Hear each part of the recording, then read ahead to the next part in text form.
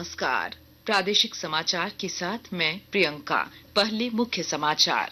हेमंत सोरेन सरकार के मंत्रिमंडल के गठन को लेकर सरगर्मी तेज। कांग्रेस आज कर सकती है अपने मंत्रियों के नाम तय। मंत्रिमंडल गठन में हो रही देरी पर भाजपा ने कसा तंज। कहा राज्य हित की जगह अपना हित साधने में लगा है इंडिया ब्लॉक। झारखंड में बांग्लादेशी घुसपैठ मामले पर सुप्रीम कोर्ट में सुनवाई आज। केंद्र सरकार दाखिल करेगी अपना जवाब। मलेशिया में फंसे झारखंड के 52 मजदूरों की 20 दिसंबर को होगी स्वदेश वापसी। फिलहाल भारतीय दूतावास में ले रखी है शरण। और परमवीर चक्र विजेता अल्बर्ट एक्का का शहादत दिवस आज। झारखंड समेत पूरा राष्ट्र कर रहा है नमन। अब समाचार विस्तार से। प्रधानमंत्री नरेंद्र मोदी ने आज चंडीगढ़ में 3 नए आपराधिक कानूनों के कार्यान्वयन की प्रगति से राष्ट्र को अवगत कराया। इस मौके पर श्री मोदी ने कहा कि इस वर्ष 1 जुलाई से देश भर में लागू किए गए भारतीय न्याय संहिता, भारतीय नागरिक सुरक्षा संहिता और भारतीय साक्ष्य अधिनियम का उद्देश्य विधि प्रणाली को अधिक पारदर्शी, कुशल और समकालीन समाज की जरूरतों के अनुकूल बनाना है। हेमंत सोरेन सरकार के मंत्रिमंडल गठन को लेकर सरगर्मी तेज हो गई है। इंडिया गठबंधन के घटक दलों के बीच विचार मंथन का दौर जारी है। कांग्रेस आज अपने मंत्रियों का नाम तय कर सकती है। इस सिलसिले में कांग्रेस के प्रदेश प्रभारी गुलाम अहमद मीर और प्रदेश अध्यक्ष केशव महतो कमलेश ने दिल्ली में पार्टी के शीर्ष नेताओं से मुलाकात की और राज्य के सभी 16 नवनिर्वाचित विधायकों की सूची सौंपी। श्री मीर ने पत्रकारों को बताया कि 1-2 दिनों में मंत्रिमंडल का गठन कर लिया जाएगा। 9 तारीख से पहले मंत्रिमंडल का विस्तार होगा और वो टाइम और डेट मुख्यमंत्री जी का प्रोरोगेटिव है। वो जब टाइम और डेट डिसाइड करेगा और अकॉर्डिंगली जितना भी वो उनको हिस्सा लेना है, जहां जहां से लेना है, उतने लोग उनको दिए जाएंगे ताकि स्मूथली झारखंड में सरकार अपना कामकाज शुरू करे। इस बीच झारखंड मुक्ति मोर्चा ने दावा किया है कि जल्द ही मंत्रिमंडल का गठन कर लिया जाएगा। पार्टी के केंद्रीय प्रवक्ता मनोज पांडे ने कहा कि मंत्रिमंडल का गठन होते ही राज्य में विकास की गति तेज होगी। काम करने का जनादेश मिला है और उस जनादेश का हम सम्मान करते हुए काम करने की शुरुआत हमारे माननीय मुख्यमंत्री जी कर चुके। एक गुड गवर्नेंस दिखेगा। माननीय मुख्यमंत्री का जो विजन है, जो दूरदर्शिता है, विकास की जो एक परिकल्पना उनके दिमाग में है, इस राज्य को देश के अग्रणी राज्यों में शुमार करने का जो एक सोच है, वो सोच धरातल पर उतरेगी। मंत्रिमंडल गठन में देरी पर भाजपा ने तंज कसा है। पार्टी के प्रदेश प्रवक्ता प्रतुल नाथ शाहदेव ने कहा है कि इंडिया ब्लॉक के विधायक राज्य हित की जगह अपना हित साधने में लगे हैं। श्री शाहदेव ने आरोप लगाया कि अवसरवादी गठबंधन से राज्य का भला नहीं हो सकता। कोई ऐसा विधायक नहीं है जिसने अभी तक दावा नहीं किया हो, बल्कि कांग्रेस ने तो उप मुख्यमंत्री पद तक दावा कर दिया है। तो काश यही संवेदनशीलता इन्होंने दिखाई होती जनता के हितों के लिए कॉमन मिनिमम प्रोग्राम बनाने के लिए। अब देखिए, मुख्यमंत्री को शपथ लिए 6 दिन हो गए, लेकिन ना तो अभी तक कॉमन मिनिमम प्रोग्राम बना है, ना ही कोई राज्य को किस तरीके से गति देनी है उस पर कोई चर्चा हो रही है। चर्चा इस बात पर हो रही है कौन ज्यादा से ज्यादा मंत्री बनेगा। राज्य के कोषागार से निकाले गए 2,812 करोड़ रुपए का हिसाब नहीं मिलने का मामला तूल पकड़ता जा रहा है। इस मामले को लेकर भाजपा के प्रदेश अध्यक्ष बाबूलाल मरांडी ने राज्य सरकार पर निशाना साधा है। श्री मरांडी ने पत्रकारों से बातचीत करते हुए कहा कि सरकारी खजाने से पैसा कहां गया, यह सरकार को बताना चाहिए। आखिर ये 2800 करोड़ रुपया कहाँ गया है?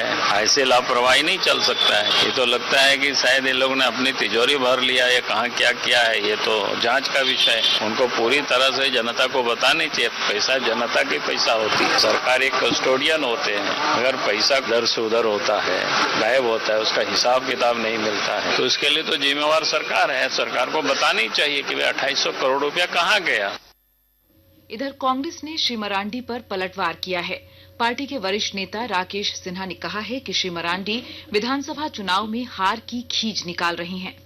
विधानसभा चुनाव में वो एक रबर स्टाम्प के रूप में काम किए हेमंत बिस्व शर्मा का। तो रबर स्टाम्प के रूप में जब वो काम किए, उसके बावजूद चुनाव हार गए। जितनी सीटें भारतीय जनता पार्टी के पास थी, उन सीटों में भी कमी आ गई। तो स्वाभाविक तौर पे बाबूलाल जी को खींच तो प्रकट करना ही चाहिए, और वो खींच प्रकट कर रहे हैं। वो अपना फ्रस्ट्रेशन निकाल रहे हैं।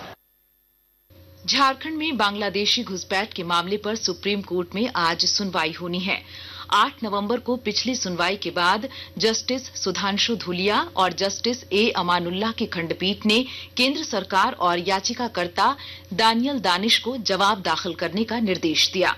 गौरतलब है कि झारखंड हाईकोर्ट के आदेश के खिलाफ राज्य सरकार ने सुप्रीम कोर्ट में एसएलपी दाखिल की है।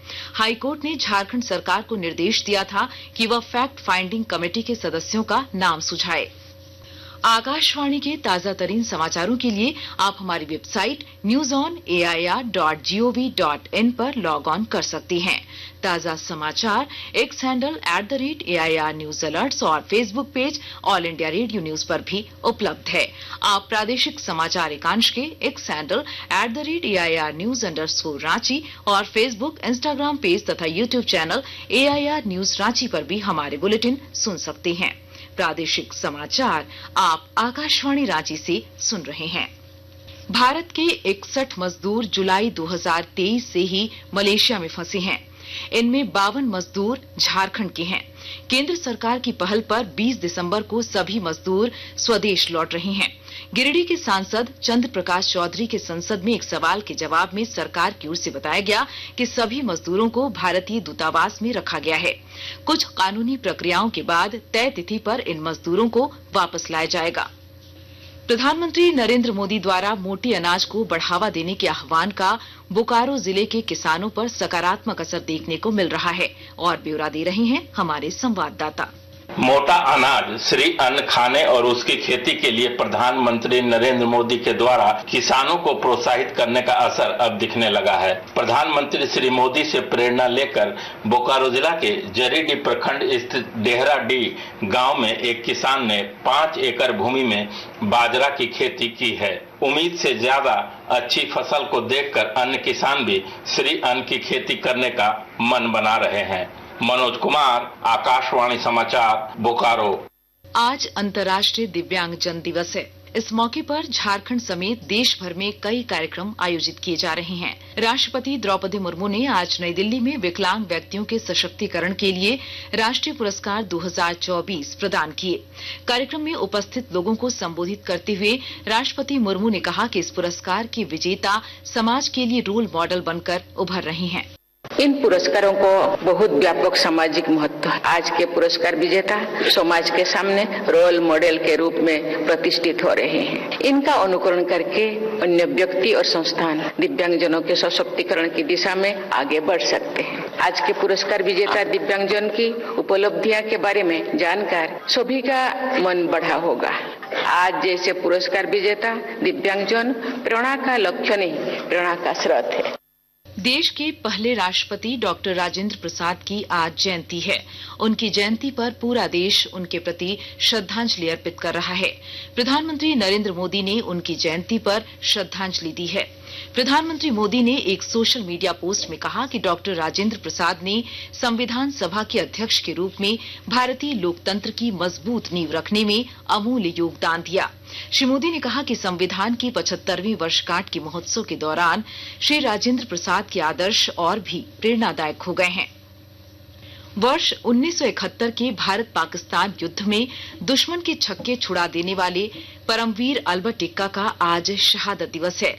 इस मौके पर झारखंड समेत पूरा देश उनकी वीरता को याद कर रहा है। एक रिपोर्ट। 27 दिसंबर 1942 को गुमला जिले के एक छोटे से गांव जारी में जन्मे अल्बर्ट एक्का बचपन से ही पारंपरिक शिकार में निपुण थे। बड़े होने के बाद वह सेना में भर्ती हुए। 27 दिसंबर 1962 को बिहार रेजिमेंट में उनकी भर्ती हुई। जनवरी 1968 में सेना में ब्रिगेड ऑफ गार्ड्स की स्थापना हुई और अल्बर्ट एक्का का तबादला बिहार रेजिमेंट से इस नई यूनिट में कर दिया गया। 1971 के भारत पाकिस्तान युद्ध में पूर्वोत्तर में उन्हें दुश्मन मुल्क के सैनिकों से लोहा लेने के लिए भेजा गया।